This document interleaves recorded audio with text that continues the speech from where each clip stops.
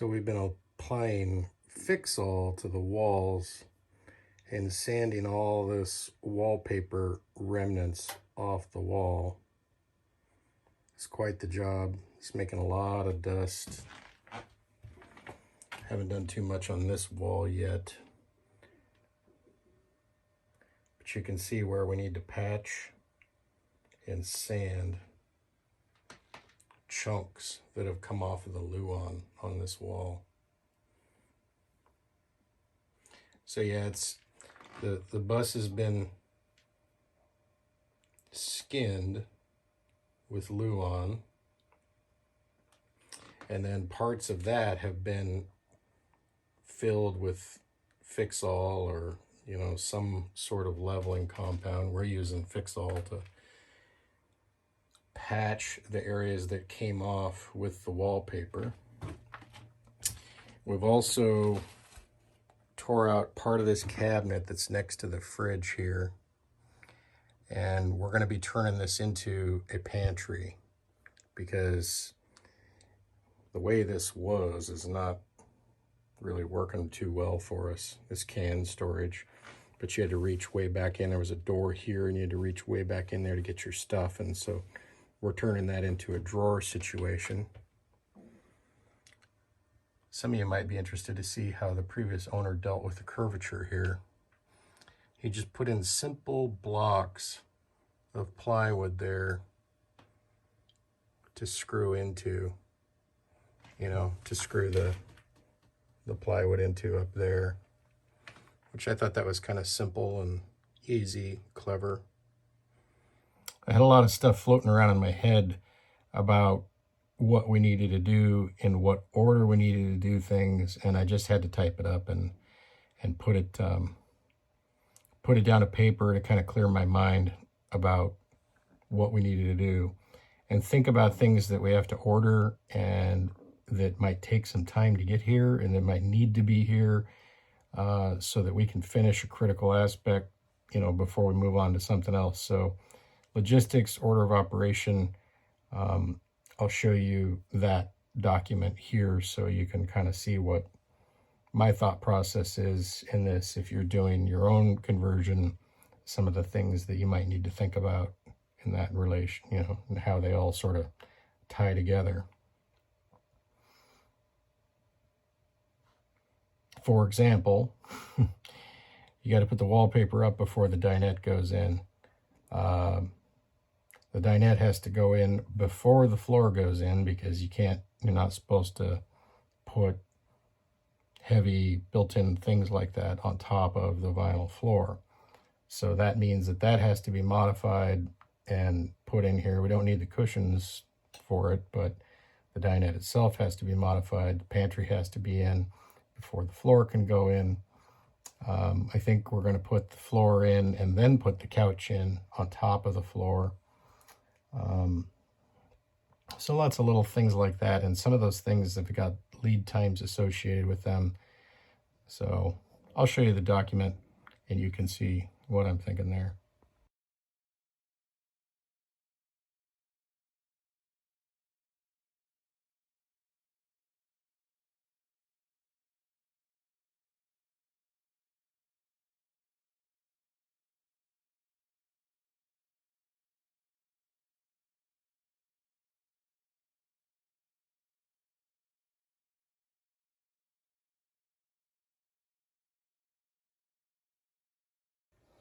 It's the box of Fix-All. I really don't like working with this stuff. It reminds me of concrete, gypsum, sheetrock material, something like that. It sets up really fast, and if you've ever worked with Bondo, it's like a really unforgiving Bondo to work with. It's like Bondo gives you more time, more work time. This stuff, it's only got a few minutes where it's just the right consistency to apply, and then then you got to clean your container out, start over. And when you're mixing it, it reminds me of, like, when you're making gravy and you put in the flour in the gravy and you get lumps, that kind of thing. It does that too. So I don't really like working with it, but This is what a contractor, carpenter friend of mine told me to use, because spackle is not really going to hold up to what we're trying to do here. So we also use this on the floor to patch some spots that were pretty rough, where the chunks of vinyl came up and whatnot. So we've got the beginnings of the pantry there. We've been patching these walls with Fix-All, not spackle.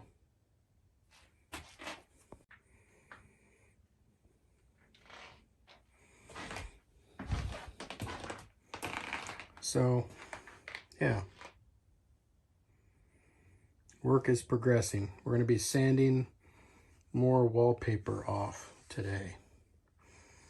I'm using this big auto body sander, air powered, with some 80 grit. You know, it's long and it is designed to make stuff flat. So that is the tool. Well, plus a little 5-inch, you know, disc sander.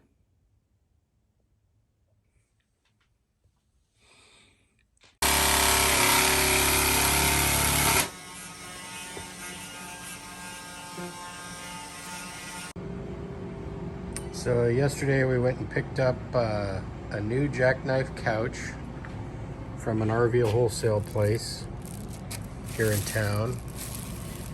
And it's kind of a gray vinyl. This will wipe off real easy if something gets spilled on it. And then we're gonna have to make the cushions for our dinette. I was looking at buying these online, and we're going with a non-standard size.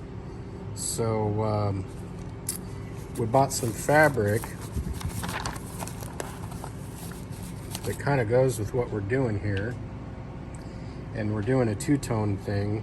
This will be the cushion bottom, and this will be the back, you know, of the dinette. So the gray will be the bottom cushion, and this kind of a darker gray will be the back cushion. And it goes with the flooring and the wallpaper that we've picked out. We also had to buy some foam here, 4-inch. So we got a deal on the couch. This was 300 bucks for the jackknife sofa, and you know, it was from a RV wholesale, you know, overstock kind of place here in town. And then the fabric and this other stuff, that was another 300 bucks for that stuff. So yeah, that's really expensive. But the couch itself, that was cheap. That was about, that was at least half the price of what it would normally cost to buy another couch.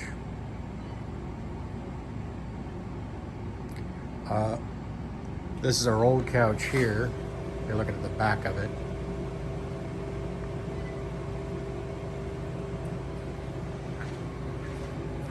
Now this couch is a little bit longer, 6 inches.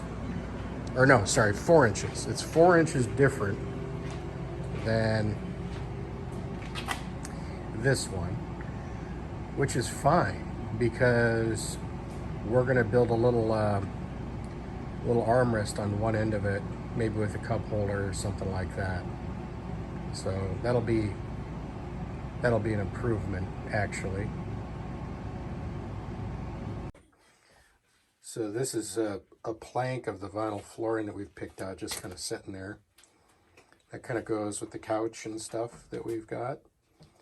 And there's an IKEA drawer there. That is what we're going to be using for the pantry. And the reason we're using one of those, it's laying on its side there, is because you can't build the drawer for what you get there, for what you pay. It's mostly metal, and it comes with the soft close mechanism on it. And so those will be inside the cabinet, and we'll have 5 of those.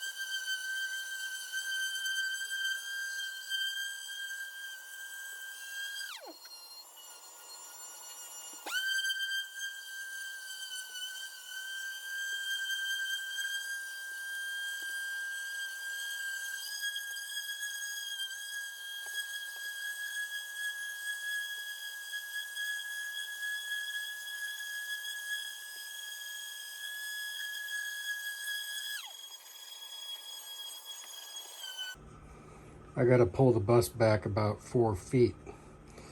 Took the driver's thing out, so got to improvise. So we ran into a little problem here when we were working on this pantry today.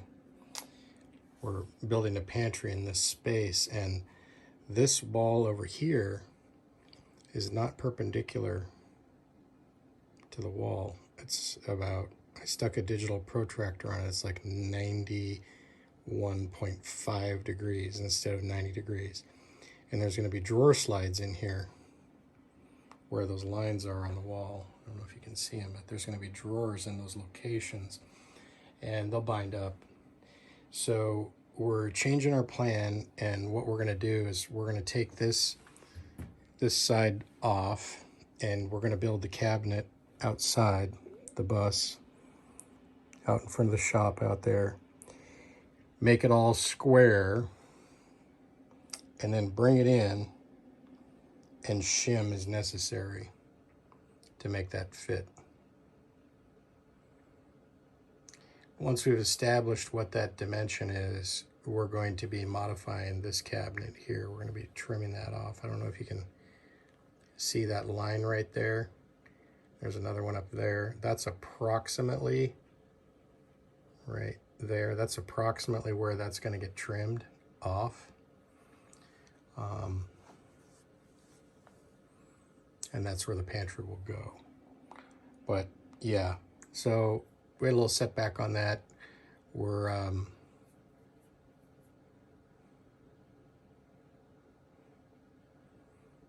going with plan B there. That's the one side of the cabinet, the outside edge of the cabinet, with 2 coats of stain on it. Oak. It looks amazing.